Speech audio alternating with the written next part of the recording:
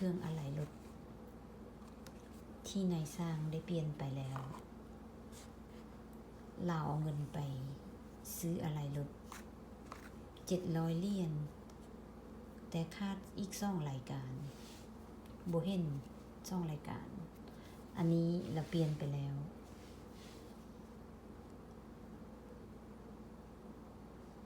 นายสร้างก็มาเก็บเงินอีก400 เหรียญค่าเปลี่ยนอันนี้แหละนะ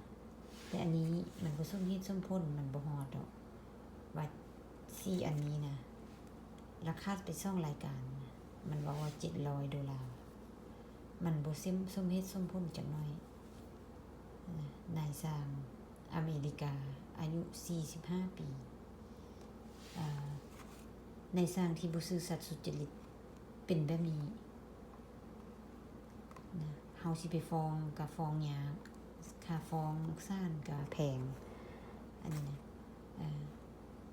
ยืนการฟ้องเทื่อนึงนี้ต้องเป็น 3,000 เหรียญขึ้นหน้า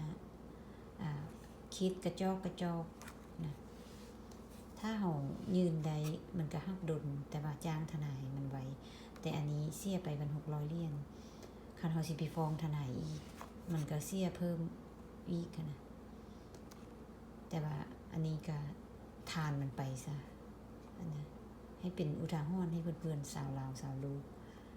ว่าบ่ให้ไว้ใจทางบ่ให้วางใจคน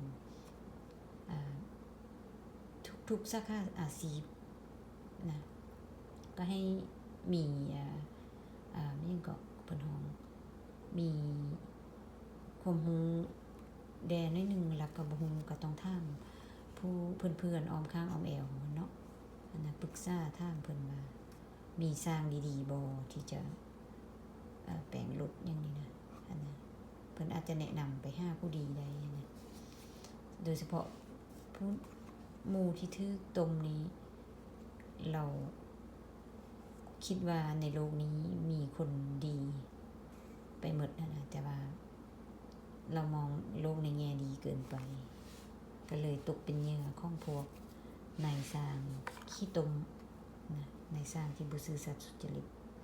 นายสร้างวังกินเทื่อเดียวแล้วจบเลยก็ออกมาเว้ามื้อนี้ก็เพื่อว่าอีตนสงสารผู้ถูกหลอกเนาะเสียเงินไปฟรีๆแต่รถก็ใช้การบ่ได้คือเก่าลอกเอาอันนี่มาหลอกกอกแก๊กนี้ออกแล้วเอามาใส่ให้ใหม่รวมทั้งหมดนี้เห็นแต่เท่านี้700 เหรียญนะเห็นแต่เท่านี้มันบ่สมเหตุสมผลนะฉะนั้นก็เลยมาอธิบายให้ฟังว่าหมู่หักทึกลอกก็เลยมาแชร์ให้เพื่อนๆให้มีความพลิกไว้ฮู้เท่าทันพวกนายสร้างขี้ลอกขี้ตมบ่ซื่อสัตย์หวังกินเทื่อเดียว